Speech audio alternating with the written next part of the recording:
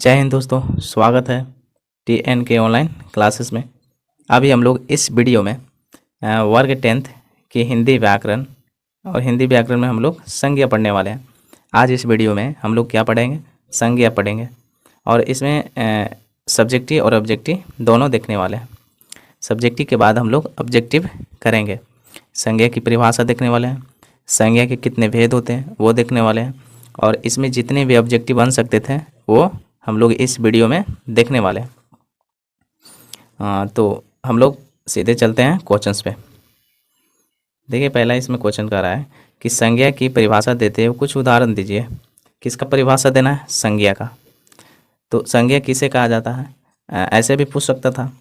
तो आंसर है किसी व्यक्ति, वस्तु अथवा स्थान नाम को संज्ञा कहते हैं। किसी व्यक्ति, वस्तु अथवा स्थान नाम को क्या कहा जाता है? संज्ञा कहा जाता है। देखिए, दुनिया में जो भी कोई व्यक्ति है उसका नाम होगा, कोई भी वस्तु है उसका भी नाम होगा, कोई भी स्थान है उसका भी क्या होगा? नाम होगा। तो ये सब नामों को क्या कहा जाता है? संज्ञा। दुनिया में जो भी कुछ हो उसका क्या क्या रहता है? नाम रहता है। और यही सब नामों को क्या कहा जाता है? संज्ञा कहा जाता है। क्या कहा जाता है? संज्ञा। जैसे पत्थर, मनुष्य, मूर्खता, राम, सेना इत्यादि इत्यादि। अगला क्वेश्चन, संज्ञा के कितने भेद हैं? संज्ञा के कितने भेद होते हैं? संज्ञा के मुख्यतः 5 भेद होते हैं। कितने भेद? 5 भेद। व्यक्तिवाचक संज्ञा, जातिवाचक संज्ञा, भाववाचक संज्ञा, द्रव्यवाचक संज्ञा, समूहवाचक संज्ञा। और ये पांचों की हम लोग परिभाषा देखेंगे। पहला है व्यक्तिवाचक संज्ञा की परिभाषा देते हुए कुछ उदाहरण दे। किसका? व्यक्तिवाचक संज्ञा। आंसर है जब किसी खास व्यक्ति, वस्तु या स्थान का बोध होता है उसे व्यक्तिवाचक संज्ञा कहते हैं। जब किसी खास व्यक्ति का बोध होता है ना, या सिर्फ अकेले का बोध होता है तब उसे क्या कहा जाता है? व्यक्तिवाचक संज्ञा। जैसे गंगा, गंगा सिर्फ एक ही है। गंगा कितने? एक है, तो वह क्या है? खास है। तो गंगा कौन सी संज्ञा होगा? व्यक्तिवाचक संज्ञा। तुलसीदास, तुलसीदास भी अकेले ही है। पटना हो गया, राम हो गया, हिमालय हो गया, दुनिया में ये सब अकेले हैं, है ना। तो किसी खास चीज़ को क्या कहा जाता है? व्यक्तिवाचक संज्ञा। अगला क्या है? अगला कह रहा है कि जातिवाचक संज्ञा की परिभाषा देते हुए कुछ उदाहरण दीजिए। आंसर है जब किसी व्यक्ति या वस्तु की संपूर्ण जाति का बोध हो। अगर हम किसी का नाम लें और उस नाम में एक संपूर्ण जाति का बोध हो जाता है तब उसे क्या कहा जाता है? जातिवाचक संज्ञा कहा जाता है। जैसे गाय, अगर गाय बोले तो गाय में ये तो हम नहीं बोले ना कि उजली गाय, काली गाय, छोटी गाय, बड़ी गाय, ये सब आ जाएंगे इसमें। तो एक जाति का क्या हो जा रहा है? बोध हो जा रहा है। तो गाय हमारा कैसा होगा? जातिवाचक संज्ञा होगा। नदी, नदी कहने का मतलब जितने भी नदी हैं सब इसमें आ जाएगा। गंगा, ब्रह्मपुत्र, कोसी, ये जितने भी नदी है सब नदी आ जाएगा नदी कहने पर। तो एक जाति का क्या हो रहा है? बोध हो रहा है। तो नदी कैसा संज्ञा होगा? वो होगा जातिवाचक संज्ञा। पहाड़, पहाड़ कहने का मतलब कोई स्पेशल पहाड़ नहीं, जितने भी पहाड़ है वो सब के सब इसमें आ जाएंगे। तो पहाड़ भी कैसा है? जातिवाचक। मनुष्य, मनुष्य कहने का मतलब टोटल, महिला हो, पुरुष हो, जितने भी हो, बच्चे हो, ये सब किस में आ जाएंगे? मनुष्य में आ जाएंगे। तो एक जाति का क्या हो रहा है? बोध हो रहा है। इसलिए ये सब किसके उदाहरण है? जातिवाचक संज्ञा। अगला है भाववाचक संज्ञा किसे कहते हैं? भाववाचक संज्ञा किसे कहते हैं? कुछ उदाहरण देकर स्पष्ट करें। आंसर है जब किसी व्यक्ति या पदार्थों के रंग, रूप, आकार, धर्म का बोध होता है उसे भाववाचक संज्ञा कहते हैं। यानी एक भाव प्रकट हो तब उसे क्या कहते हैं? भाववाचक संज्ञा। जैसे अच्छाई, अच्छाई कहने का मतलब उस क्या प्रकट हो रहा है? एक भाव प्रकट हो रहा है। चौड़ाई, मिठास, लंबाई, विड़ता।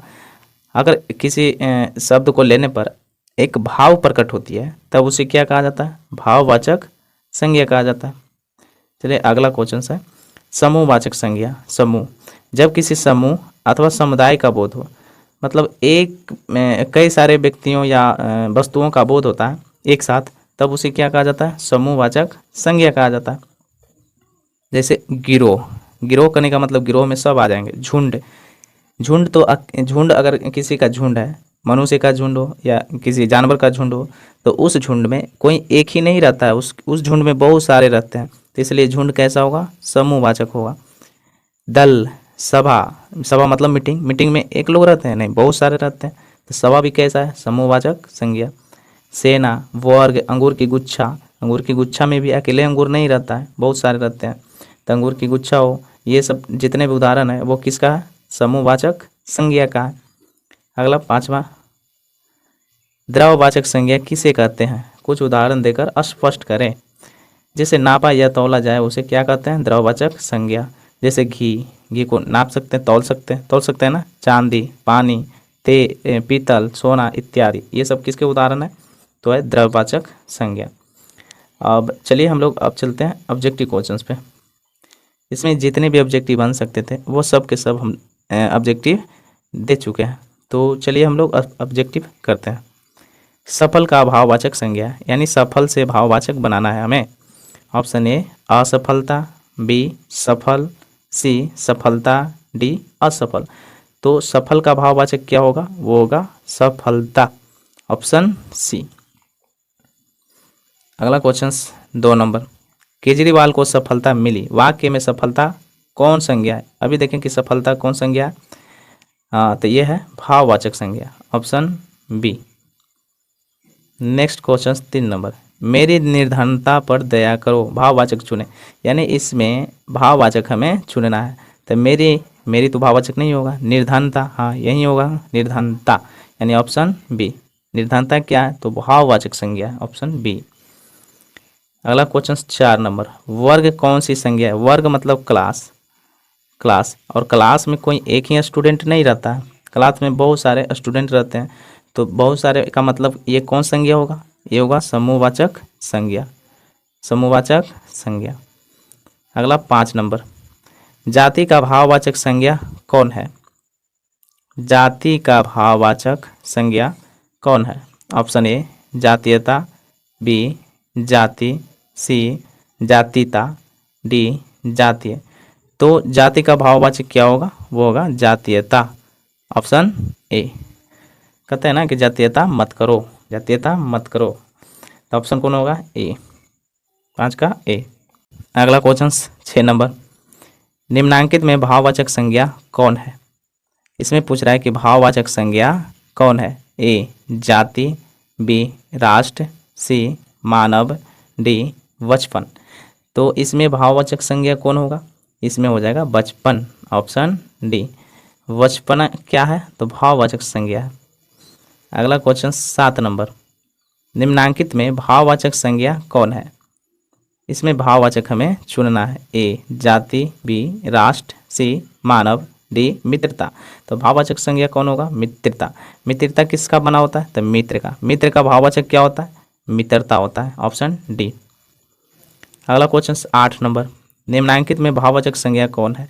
ए जाति, बी मनुष्यता, सी मानव, डी राष्ट्र। देखिए मनुष्य, इसमें ऑप्शन हो जाएगा बी मनुष्यता। मनुष्यता किसका भाववाचक है, तो मनुष्य का। मनुष्य का भाववाचक क्या है, मनुष्यता। राष्ट्र का क्या होगा, राष्ट्रीयता। राष्ट्र का राष्ट्रीयता होगा, है ना, राष्ट्र का राष्ट्रीयता होगा। और जाति का जातीयता होगा, मानव का मानवता होगा। तो भाववाचक बनाने के लिए मतलब भाववाचक पूछा जाता है कि किसका ये है।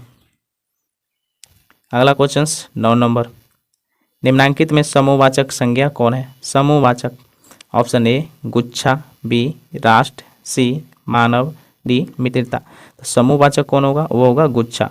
क्या क्योंकि अगर कोई गुच्छा है तो उसमें बहुत सारे होंगे, ऑप्शन कौन हो जाएगा, ए। अगला क्वेश्चन 10 नंबर, निम्नांकित में समूहवाचक संज्ञा, फिर क्या पूछा गया, समूह। ए जाति, बी राष्ट्र, सी सेना, डी मित्रता। तो समूहवाचक इसमें संज्ञा कौन होगा, सेना। अगला क्वेश्चन 11 नंबर, निम्नांकित में व्यक्तिवाचक संज्ञा कौन है। व्यक्तिवाचक, यदि खास व्यक्ति वस्तु का बोध होता है तो उसे क्या कहते हैं, व्यक्तिवाचक संज्ञा। ए मानवता, मानवता क्या है, यह है भाववाचक संज्ञा। बी भारत, ऑप्शन सी सेना, डी मित्रता।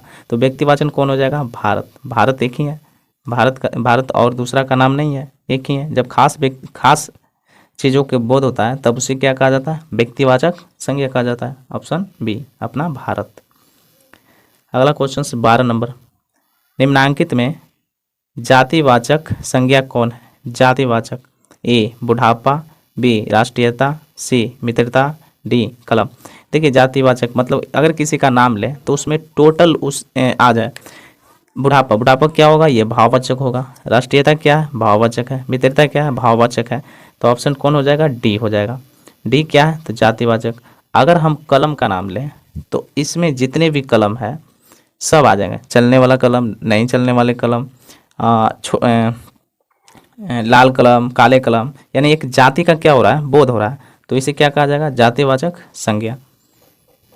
अगला क्वेश्चन 13 नंबर, निम्नांकित में द्रववाचक संज्ञा कौन है? द्रववाचक, ऑप्शन ए जाति, बी घी, सी सेना, डी मित्रता। तो द्रववाचक संज्ञा कौन होगा? वो होगा घी, ऑप्शन बी।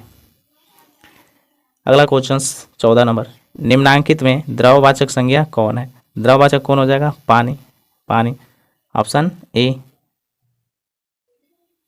अगला क्वेश्चन 15 नंबर, निम्नांकित में द्रववाचक संज्ञा कौन है? क्या पूछा गया? द्रव, जाति, शराब, सेना, मित्रता। तो द्रववाचक कौन होगा? वो होगा शराब, ऑप्शन बी। अगला क्वेश्चन 16 नंबर, किसी व्यक्ति, वस्तु, स्थान, भाव इत्यादि के नामों को बोध कराने वाले शब्दों को कहते हैं। शब्दों को क्या कहते हैं? तो ये तो परिभाषा दे दिया है। किसका परिभाषा? तो ये संज्ञा का परिभाषा है। किसका परिभाषा है? संज्ञा का, option A. Next question 17 number, संज्ञा के कितने भेद होते हैं? संज्ञा के कितने भेद होते हैं? 5, ऑप्शन सी। पांचों हम लोग देख चुके हैं। किसी विशेष व्यक्ति या स्थान को बोध कराने वाले शब्दों को कहते हैं। किसी विशेष व्यक्ति, यहाँ पे कह रहा है विशेष व्यक्ति या स्थान को बोध कराने वाले शब्दों को क्या कहते हैं? ऑप्शन ए व्यक्तिवाचक संज्ञा, ऑप्शन बी जातिवाचक संज्ञा, ऑप्शन सी द्रव्यवाचक संज्ञा, ऑप्शन डी समूहवाचक संज्ञा। तो विशेष व्यक्ति का जब बोध होता है तो उसे कहा जाता है व्यक्तिवाचक संज्ञा, ऑप्शन ए, ऑप्शन ए। अगला क्वेश्चन 19 नंबर, किसी वस्तु या प्राणी की संपूर्ण जाति का बोध कराने वाले शब्दों को क्या कहते हैं? इसे जातिवाचक संज्ञा कहा जाएगा, option B. Next question 20 number, व्यक्ति या पदार्थों के धर्म, गुण का बोध कराने वाले, जब धर्म, रंग, रूप, आकार ये सभी का बोध होता है तब उसे क्या कहा जाता है? तो इसे कहा जाता है भाववाचक संज्ञा। जैसे बुढ़ापा, अच्छाई, लंबाई, चौड़ाई, ये सब क्या होता है? तो भाववाचक संज्ञा होता है, ऑप्शन सी। अगला क्वेश्चन 21 नंबर, पदार्थों के समूह का बोध कराने वाले शब्दों को कहते हैं। पदार्थों के समूह, जब समूह है तब उसे क्या कहा जाएगा? समूहवाचक संज्ञा कहा जाएगा, है ना। अगला क्वेश्चन 22 नंबर, किसी धातु या द्रव्य का बोध कराने वाले शब्दों को कहते हैं। धातु हो या द्रव्य हो तो ये सब को क्या किया जाता है? नाप या तौल किया जाता है, और इसे क्या कहा जाएगा? इसे कहा जाएगा द्रव्यवाचक संज्ञा, ऑप्शन सी द्रव्यवाचक संज्ञा। अगला क्वेश्चन 23 नंबर, ईमानदारी सर्वोत्तम नीति है, रेखांकित शब्द कौन सी संज्ञा है? रेखांकित मतलब जो रेखा नीचे दिया गया, यही ना। तो ईमानदारी कौन सी संज्ञा होगा? ये होगा भाववाचक संज्ञा। एक भाव प्रकट हो रही है इसलिए भाववाचक संज्ञा, ऑप्शन सी। अगला क्वेश्चन 24 नंबर, मुझे 2 किलोग्राम चीनी खरीदनी है, रेखांकित शब्द कौन सी संज्ञा है? रेखांकित मतलब चीनी, रेखांकित कौन किया गया? चीनी, नीचे रेखा दिया है ना। तो इसमें ऑप्शन ए व्यक्तिवाचक संज्ञा, बी जातिवाचक संज्ञा, सी द्रव्यवाचक संज्ञा, डी समूहवाचक संज्ञा। तो चीनी क्या होगा? चीनी होगा द्रव्यवाचक संज्ञा, ऑप्शन सी, क्योंकि इसे तौला जाता है ना। अगला क्वेश्चन 25 नंबर, सभा में अनेक नेता उपस्थित थे, रेखांकित शब्द कौन सी है? रेखांकित मतलब सभा, और सभा में यानी मीटिंग में कितने लोग रहते हैं? बहुत सारे रहते हैं। तो सभा कैसा होगा? तो ये होगा समूहवाचक संज्ञा होगा, ऑप्शन डी। आगे चलिए 26 नंबर, निम्नांकित में भाववाचक संज्ञा कौन है? भाव, ऑप्शन ए चुनना, बी अच्छाई, सी सोहन, डी बुलाना।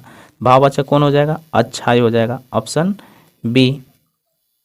अगला क्वेश्चन 27 नंबर, भाववाचक संज्ञा कौन है? ए दौड़, बी दौड़ना, सी बुलाना, डी खान पान। तो भाववाचक संज्ञा कौन हो जाएगा इसमें? दौड़ ना, ऑप्शन बी, ऑप्शन बी। अगला क्वेश्चन 28 नंबर, भाववाचक संज्ञा कौन है? आस्तिक, अच्छा, आलसी, अमरता। तो इसमें भाववाचक संज्ञा कौन हो जाएगा? वो हो जाएगा अमरता, ऑप्शन डी, ऑप्शन डी। अगला क्वेश्चन 29 नंबर, निम्नांकित में भाववाचक संज्ञा कौन है? ए दूरी, बी निकट, सी आगे, डी समीप। भाववाचक संज्ञा कौन होगा? ऑप्शन ए दूरी।